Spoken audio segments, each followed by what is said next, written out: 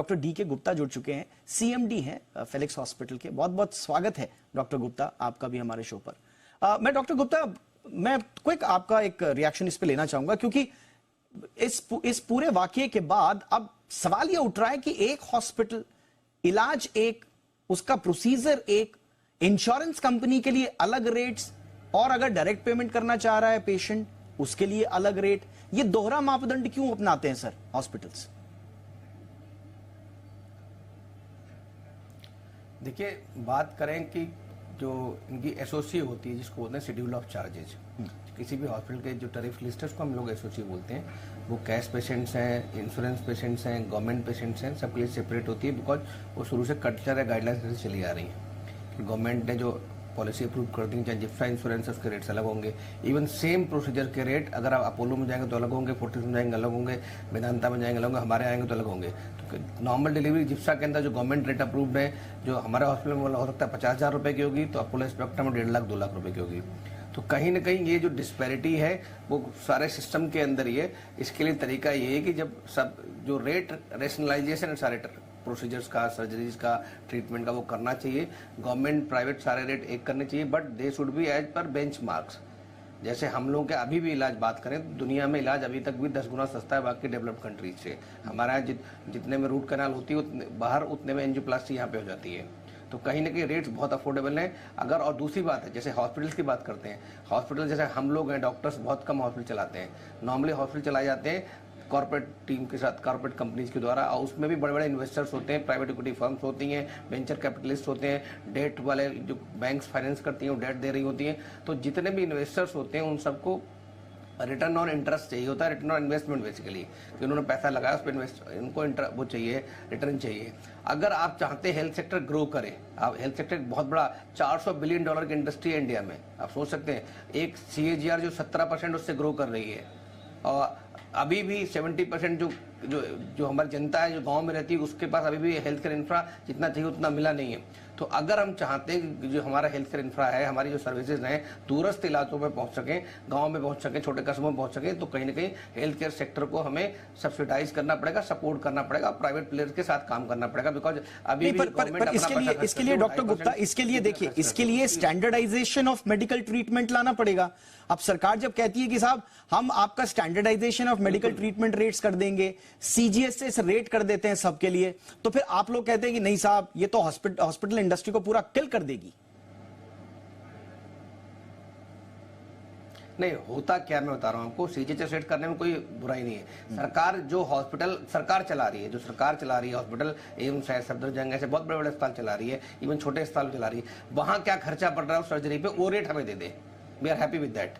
Private hospitals जो सरकार खर्च कर रही, सरकार, आप मानो कि प्राइवेट अस्पताल क्यों मरीज जाते हैं प्राइवेट हॉस्पिटल में? इसलिए आते हैं कि क्वालिटी ऑफ केयर मिलती है, वेटिंग टाइम कम होता है, सर्विसेज अच्छी मिलती हैं, पेशेंट का कंसर्न ज्यादा होते हैं प्राइवेट में। तो जो नो डाउट सर, इसमें कोई शक नहीं है। अच्छा, हम क्योंकि थोड़ा सा विषयांतर हो रहे हैं, मैं सीधा मुद्दे पर आ रहा हूं सर। आपकी बात मैं समझ गया सर, मैं आपकी बात समझ गया सर, थोड़ा विषयांतर हम हो रहे हैं क्योंकि वो फिर रेट्स रैशनलाइजेशन पे हो जाएगा। आज का मुद्दा सिंपल है सर। अगर आप लोगों, देखिए आपने मेडिकल, आपका मतलब मैं प्राइवेट हॉस्पिटल्स को संबोधित यहां पे कर रहा हूं, प्राइवेट हॉस्पिटल्स का अगर खर्चा उतना ही आ रहा है तो आप मेडिकल इंश्योरेंस कंपनी को अलग क्यों ऑफर कर रहे हैं? और एक व्यक्ति सीधा अगर देना चाह रहा है तो उसमें अंतर, अच्छा अंतर भी छोटा मोटा नहीं है सर, 25% का अंतर है। 60,000 रुपए का बिल 75,000 रुपया।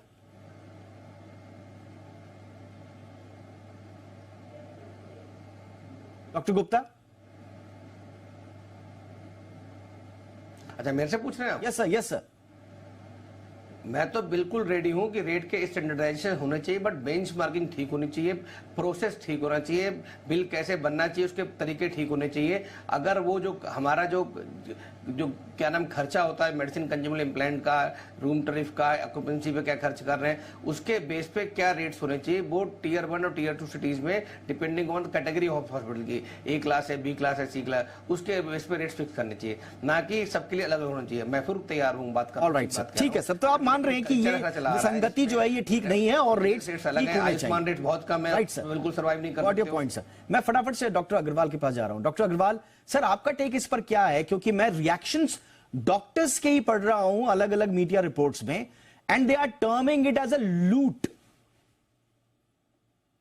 अगर मेरे को 2 मिनट देंगे आप तो मैं आपको थोड़ा डिटेल इसका समझा दूंगा पूरा गिमिक्स, क्योंकि बहुत शॉर्ट में एकदम से बात नहीं आएगी जी।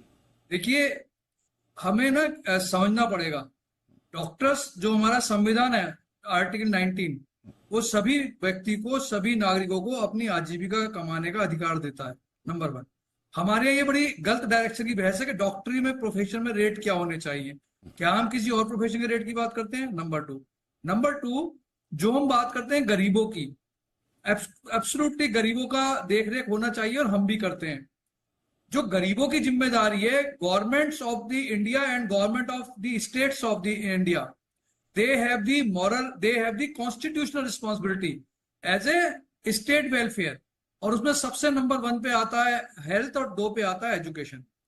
तो हेल्थ गरीब लोगों को प्रोवाइड करना सरकार का काम है। सरकार अपनी इसमें नाकामयाब है तो वो बड़े उल्टे पीछे के रास्ते से। Sorry to interrupt doctor Agarwal, मैं इसलिए कह रहा हूं सर कि यहां पर देखिए, यहां पर सस्ते इलाज या गरीबों के लिए इलाज का मसला नहीं है सर। आज का हमारा मसला है कंज्यूमर राइट्स का। एक व्यक्ति जो अफोर्ड कर सकता है उसके लिए भी 2 अलग अलग कैटेगरीज क्यों? हाँ, मैं बताता रहा हूं, सुनिए एक मिनट आप। हम क्या करते हैं कि जो हमारे बेस रेट हैं, जो मेरे को कॉस्ट इफेक्टिव पड़ता है, जिसमें मेरी प्राइवेट हॉस्पिटल की मेरे को नई मशीन, महंगी मशीन जो मैं ब्याज देके खरीदता हूँ, जीएसटी भी देता हूँ उस पे, और मुझे रिकरिंग कॉस्ट और मैं सैलरी भी ज्यादा देता हूँ अपने स्टाफ को। ठीक है, मेरे को क्या है, मेरी जो बेस रेट है, सपोज बेस रेट मेरी 100 रुपए है, तो मैं गरीब मरीजों के लिए इकोनॉमी वार्ड में और 20% कम देता हूं ताकि गरीब मरीज को मैं अपनी तरफ से हेल्प कर सकूं। तो जो मेरी कॉस्ट आ रही है वो आ रही है मेरी 100 रुपए, उसमें 20% डिस्काउंट करके मैंने इकोनॉमी वार्ड के रेट रखे हुए हैं। ठीक है। अब जो ये इंश्योरेंस कंपनी हमारे पास आती है तो वो कहती है जी जो आपका मिनिमम रेट है हम तो उसी रेट पे देंगे, क्योंकि उसमें भी हम चाहते हैं कि मैक्सिमम से मैक्सिमम लोगों को फायदा हो। आज की तारीख में आप देखिए जो महंगे वाले टीपीएज हैं वो मुश्किल से अभी 12 से 13% है टोटल पॉपुलेशन का, पर जो जितना भी रेस्ट ऑफ द 35% है वो ज्यादातर गवर्नमेंट की स्कीम है, जिसमें जैसा भी डॉक्टर गुप्ता ने बताया आयुष्मान हुई और भी बहुत सारी स्टेट की स्कीम है, जिसमें बहुत ज्यादा कम टैरिफ गवर्नमेंट ने कहा है कि गरीबों के लिए हॉस्पिटल कर दे, और वो हॉस्पिटल कर रहे हैं। हम लोग पिछले 4 साल से गरीबों मरीजों के लिए अपने 20% 30% डिस्काउंटेड रेट पे वो पॉलिसी एक्सेप्ट कर रहे हैं। इसलिए जो हमारी टीपीएज है उसके रेट में और हमारे जो रेक रेट है, जो हमारा ऑफर रेट है, उसमें 20% का डिस्काउंट। आप जिनको कह रहे हैं गरीब मरीज, आप उनसे चार्जेस कैसे लेते हैं? थ्रू इंश्योरेंस और थ्रू कैश डिपॉजिट? हर तरह से लेते हैं। हाँ। जो इंश्योरेंस के थ्रू है उसका थ्रू टीपीए होता है, उसका कैशलेस होती है, और जिसपे कोई इंश्योरेंस नहीं है वो कैश होता है। आज भी आप पता कीजिए, दिल्ली के अंदर बता रहा हूं, इंडिया के अंदर तो 11% है केवल, पूरी दिल्ली के अंदर भी बड़े बड़े अस्पतालों में 30 to 35% ही टीपीए कवर्ड है, बाकी रेस्ट ऑफ द 50% और 55% कैश पेइंग पेशेंट हैं, और 10% पीएसयूज हैं। अभी भी रेशो इतना है, अभी भी कवरेज नहीं है। दूसरी बात, ये जो टीपीए हैं इनकी पॉलिसी देखिए, 80-80 हजार 1-1 लाख रुपए ले रहे हैं ये टीपीए कराने के, तो उस पर हम कोई बात नहीं करते। ये डिफरेंस ये रहेगा कि जो हम इंश्योरेंस को दे रहे हैं रेट, वो अपना 20% डिस्काउंट करके दे रहे हैं। जी सर, मैं एक छोटा सा ब्रेक ले रहा हूं। अच्छा, दिलचस्प क्या है, ज्यादा दिन नहीं हुए जब हमने हॉस्पिटल चेन की एक बड़े पेन पॉइंट को उजागर किया। उस दिन हमने शो किया था, हॉस्पिटल चेन जो हैं वो इस बात से व्यथित थे कि इंश्योरेंस कंपनियां, माफ कीजिएगा, इंश्योरेंस जो कंपनीज थी, इंश्योरेंस कंपनीज इस बात से व्यथित थी कि जो हॉस्पिटल्स हैं वो बिल को एलिवेट कर देते हैं, क्योंकि उनको पता है कि ये मरीज की जेब से नहीं जा रहा है, ये कंपनीज के हमारी से जा रहा है। तो इंश्योरेंस कंपनियां हमारे पास आके, मीडिया में आके कई बार बोलती हैं कि साहब अनाप शनाप खर्चे जोड़ दिए जाते हैं हॉस्पिटल्स की तरफ से। अच्छा, यहां कहानी बिल्कुल उलट है।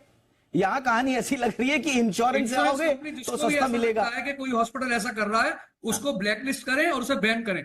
अगर कोई भी हॉस्पिटल ब्रीच करता है कॉन्ट्रैक्ट को, उसको बैन कीजिए और ब्लैकलिस्ट। अभी तो सर मेरे पास कोई ऐसा हार्डकोर एविडेंस नहीं है, बट मैं इंश्योरेंस कंपनीज के तो मैं वही कह रहा हूं, कुछ भी बोल जाना स्टूडियो में आके, इट्स नॉट राइट थिंग। मैं पेन पॉइंट बता रहा हूं सर इंश्योरेंस कंपनीज के, जो कहा जाता है। सर इंश्योरेंस के पेन पॉइंट ये होने चाहिए, 1 लाख रुपए का इंश्योरेंस ले रहे हैं, 80,000 रुपए चार्ज कर रहे हैं, 1 लाख चार्ज कर रहे हैं, why they are charging so much? Alright sir, मैं इसलिए कह रहा हूं क्योंकि उनका ये कहना है कि साहब हॉस्पिटल्स अनाप शनाप खर्चा बढ़ा देते हैं, इसलिए हमको अल्टीमेटली प्रीमियम बढ़ाना पड़ता है। देखिए घूम फिर के ये कंज्यूमर पे आ रहा है, वो भी घुमा फिरा के प्रीमियम बढ़ा देती है हम लोगों का। Sir wrong, this is wrong, absolutely wrong. Insurance company अरबों का फायदा उठा रही है। ठीक है सर, राइट सर, मैं बाकी के दोनों मेहमानों से भी उनके टेक लूंगा। एक छोटे से ब्रेक के लिए रुक रहा हूं, फटाफट हाजिर हो रहे हैं, देखते रहिए आपकी खबर आपका फायदा।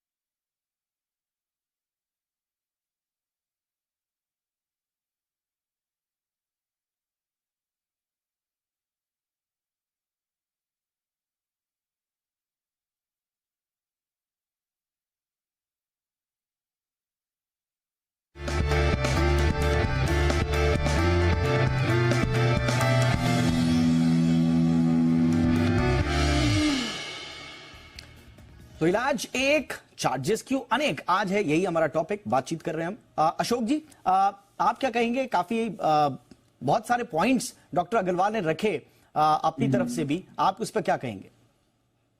देखिए, ये जो प्राइवेट प्लेयर्स हैं ये तो पैसे ही बनाने आए हैं ना, इंश्योरेंस वाले भी पैसा बनाने आए हैं, तो इनकी तरफ से तो हर मतलब कितना जस्टिफाई होगा ये तो मतलब कौन देखेगा, कोई ऑडिट करके ही देख सकता है। लेकिन मैक्सिमाइज प्रॉफिट्स जो है वो इनका बेसिक पर्पज है, कोई चैरिटी पर्पज नहीं है।